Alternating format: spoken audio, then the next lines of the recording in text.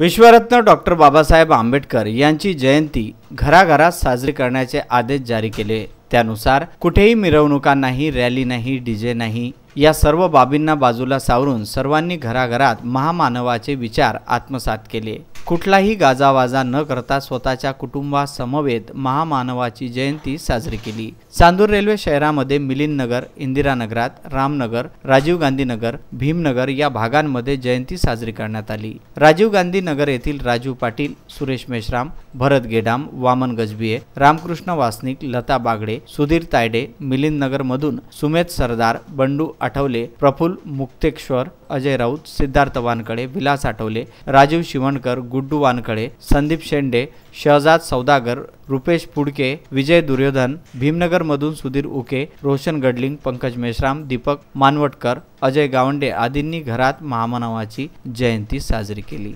Vidarbha news करिता Chandur railway येथून बंडू आठवले व राजू शिवणकर।